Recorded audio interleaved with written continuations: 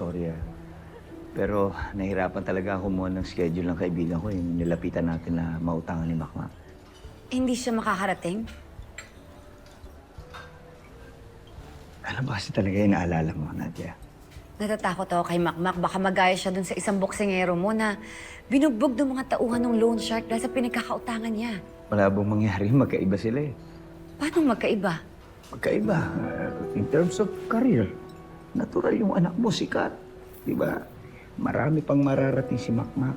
Makakapagbayad at makakapagbayad siya ng utang niya. Yun yung sinisigurado ko sa'yo. Kaya magkaiba sila. Paano kung may mangyari kay Makmak? Nawag naman sana. Alam ko.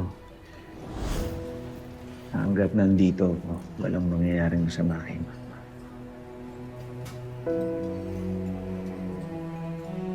Gusto ko makilala yung nagpautang kay Makmak.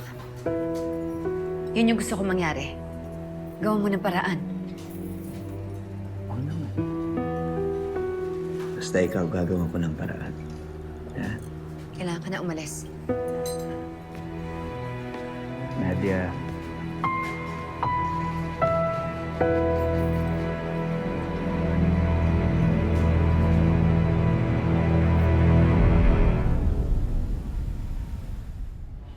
Jarius, kamusta ka na?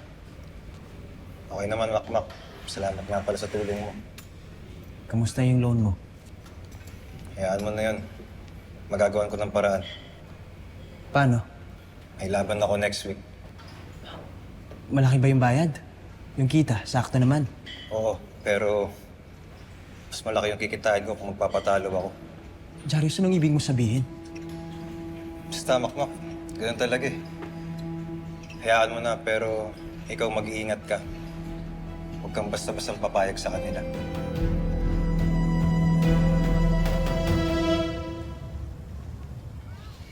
Wala pa ba si Nadia? Wala pa nga. Inaantay ko nga din siya kay binili ni Mama G. Mukhang gagabi na naman yun dahil nagtinda ng siomay. Well, at least, sumisikat na si Mama G. Alam mo ba kung saan siya nagpunta? Wala akong idea Kasi kanina pa ako nagte-text, tumatawag, hindi naman siya sumasagot. Nag-aalala na ako. Oh, baka yan na. Inshallah.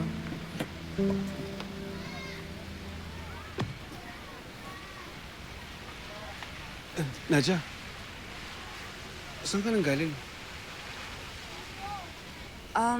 May kinausap lang ako. Sino, tsaka tungkol saan? Si Kaloy ba yan?